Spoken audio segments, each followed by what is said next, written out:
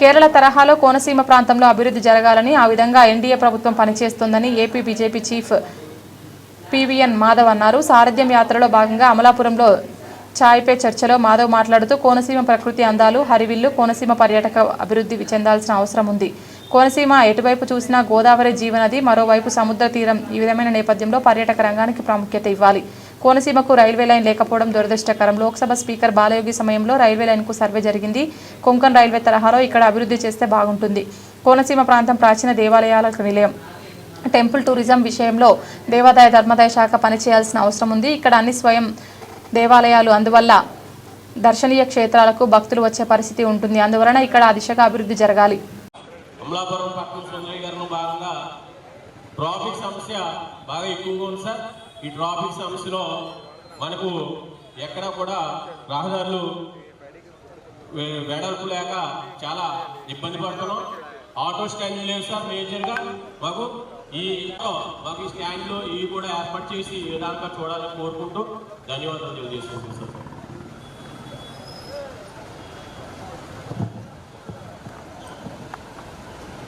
అందరికీ ధన్యవాదాలు. అనేక విషయాలు నేను తెలుసుకోవడానికి అవకాశం దొరికింది. ముఖ్యంగా కోనసీమ జిల్లా సంబంధించిన రైల్వే రోడ్లు సంబంధించిన అంశాలు చేసేందుకు ధన్యవాదాలు తెలియజేశారు. నిజంగానే మన ప్రాంతానికి మన స్వర్గీయ జిఎంసి బాలయ్య గారి ఆయన సమయంలో ఈ యొక్క నర్సాపూర్ రైల్వే లైన్ ఏదైతుందో దానికి సర్వే చేయడం జరిగింది. సర్వే జరిగి ఇప్పటికీ 25 సంవత్సరాలు పూర్తయిపోయింది. అయినా కూడా ఆ మొదటి రైలు పూత తెలియని ప్రాంతం ఆంధ్రప్రదేశ్లో కోనసీమ ఉందంటే మనందరికీ కూడా చాలా దురదృష్టకరం, సిగ్గుచేటైన అంశం.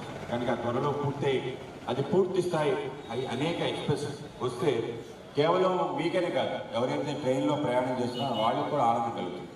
ఒక పచ్చదనం మధ్య సముద్రం అలాగే నదులు కలిసే సంగమంలో వెళ్ళగలిగే అవకాశం, ఈ యొక్క అవకాశం కేరళ ప్రాంతంలో ఉంటుంది. కొంకణ్ రీజియన్లో ఉంటుంది, వెస్టర్న్ ఘాట్. ఆ విధంగా ఈస్టర్న్ ఘాట్లో ఆహ్లాదం కలిగించే ప్రాంతం కనుక తప్పనిసరిగా దీన్ని చేయాలి. అలాగే ఇది డబులింగ్ చేయాలి, ట్రిబులింగ్ చేయాలి, కనెక్టివిటీ పెంచాలి, దీనికి అనుసంధానించబడాలి. ఏదైతే మన హౌరా చెన్నై ఏదైతే మెయిన్ ట్రాక్ ఉందో ఆ ట్రాక్కి ఇది అనుసంధానించబడి మెయిన్ ఎక్స్ప్రెస్లో కూడా రావాలి. ఆ విధంగా జరగాలని కోరుకుంటాం.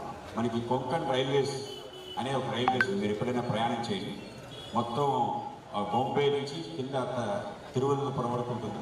కొత్త లైన్ ఏర్పాటు చేస్తారు. అదంతా కూడా కేవలం సముద్రం పక్కనే ఉంటుంది. ఆ విధంగా ప్రపంచంలో ఉంటుంది. ఆ విధంగా మనం కూడా చేసే అవకాశం, ఎందుకంటే 1000 కిలోమీటర్ల సముద్ర తీరం దాని కోనసీమ మీద కలిసి ఇంకా అద్భుతం ఉంది.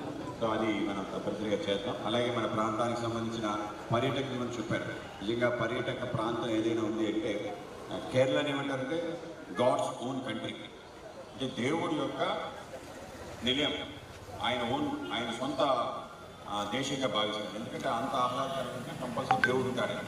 ఆ విధంగా ఉండగలిగే ప్రాంతం మన కోనసీమ. సో దీన్ని కూడా దానిలాగా అన్ని రకాలుగా మనం సముద్రం ప్లస్ చేరువు మన నదులు వీటన్నిటిని అనుసంధానించిన ప్రాంతం కాబట్టి సో దీన్ని కూడా ఆ విధంగానే మనం డెవలప్ చేయొచ్చు. అలాగే మన దగ్గర ఉండే దేవాలయాలు ఏవైతే అత్యంత ప్రాచీనమైనవి. సో ఆ విధంగా అన్నీ కూడా స్వయంభూ దేవాలయాలు, ప్రతి దానికి ఒక కథ ప్రతిష్ట. సో దీన్ని టెంపుల్ టూరిజంగా డెవలప్ చేసి ఏదైతే దక్ష యజ్ఞం జరిగిన ప్రాంతంగా, నారసింహ స్వామి కొలువైన క్షేత్రంగా, ఐనవేలు ఉన్న ప్రాంతంగా, ఇవన్నీ కూడా అద్భుతమైన దేవాలయాలు. వీటన్నిటిని అనుసంధానం చేసి టూరిజం కూడా మనం డెవలప్ చేసి తప్పనిసరిగా ప్రాంతం అయిన. అలాగే మన కుమ్మర్లకు సంబంధించిన సమస్యలు చెప్పారు. నిజంగా ఇవాళ చేతి వృత్తులకి ఒక స్థాయి ఇచ్చి ముందుకు తీసుకెళ్లే ప్రయత్నం కూటమి ప్రభుత్వం చేస్తుంది. అలాగే రాష్ట్ర ప్రభుత్వం తప్పనిసరిగా మీరు చెప్పిన అంశం ఏదైతుందో దాన్ని పరిగణలో తీసుకొని మన మట్టి వినాయకులు తయారు చేయడం అది మన విధిగా మార్చుకోవాల్సిన అవసరం ఉంది. ఆ విధంగా ఆ మట్టి విగ్రహాలు మన కుమ్మర్లే చేసే విధంగా పెద్ద ఎత్తున బయట ప్రాంతాల నుంచి మన ప్రాంతంలో తయారయ్యే వస్తువులు మనమే కొనే విధంగా మనం కూడా అందరం కూడా ముందుకు రావాలి. మట్టి విగ్రహాలు ఇవ్వటం కాదు, మట్టి విగ్రహం తయారు చేసేది ఎవరు అనేది కూడా చూడాలి. మన ఊళ్ళో వినాయకుని, మన ఊళ్ళో మన వినాయకుడు తయారు చేసే పని కూడా ప్రారంభిస్తే కుమ్మర్లకు పని జరుగుతుంది. కనుక మనందరం కూడా వినాయక చవితి సందర్భంగా ఎక్కడెక్కడ కుమ్మర్లు ఉన్నారో అక్కడికి వెళ్ళి వినాయకుడి యొక్క విగ్రహాన్ని కొనే ప్రయత్నం చేద్దాం. తద్వారా మనవాడికి మనం ఒక ఉపాధి అవకాశం కల్పిస్తాం. అలాగే మనకు కూడా ఆనందం కలుగుతుంది. ఆ విధమైన ప్రయత్నం చేద్దాం. కేవలం వినాయకుడనే కాదు, మన అన్ని విషయాలు స్వదేశీ అనేది వాళ్ళ మనకి తారక మంత్రం.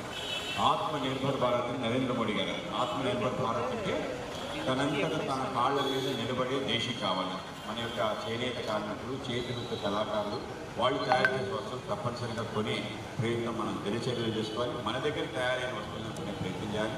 మన కాయగూరలు, మన ఊళ్ళో తయారు చేసే తినుబండరాలు వీటిని కొనే ప్రయత్నం చేయాలి. విదేశీయుల నుంచి వచ్చే బర్గర్లు, పిజ్జాలు వీటికన్నా మన దగ్గర చెరువు ఏవైతే వాటిని పెంచే ప్రయత్నం మేము చేస్తాం. ఆ విధంగా ఇవాళ ఏదైతే విజయదుర్గ ఛాయ్ అంగడిలో మనందరం కూడా కలవటం, ఆ విధంగా మీ అందరితో మాట్లాడటం చాలా ఆనందంగా ఉంది.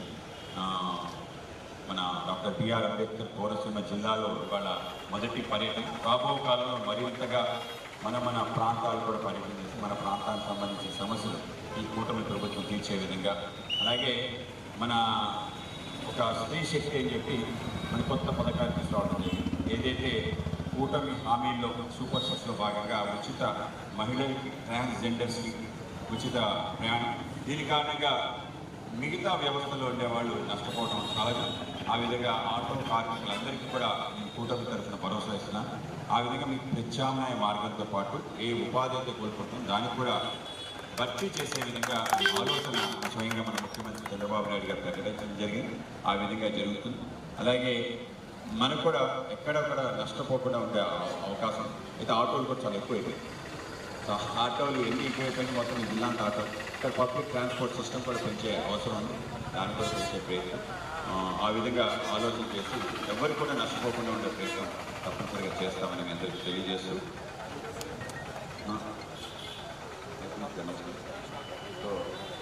ఈ సమస్యలే లేదు. మన ఫ్రూట్స్ కూడా మనందరం కూడా మన ఊళ్ళో తయారయ్యే ఫ్రూట్స్ తినాలి. మనకి దేవుడు ఏం చేశారంటే ఏ సీజన్లో పండే ఫ్రూట్స్ ఆ సీజన్లో తీసుకొచ్చారు. ఇవాళ ఏమంటే ప్రపంచీకరణ ఏంటంటే ఏ సమయంలోనైనా మామిడి పండు తినే అవకాశం, కానీ దేవుడు మామిడి పండు ఒకే సమయంలో తినమాట, ఒకే సమయంలో సీతాఫలం తినమాట, అన్ని సమయాల్లో తినగలిగే అరటిపండు, జాంకాయ ఉంది. సో మనం అన్నీ కలిపేస్తాం. అందరం కూడా యాపిల్ కాశ్మీర్ చేస్తుంది అంతే, ఇంత మంచిదే.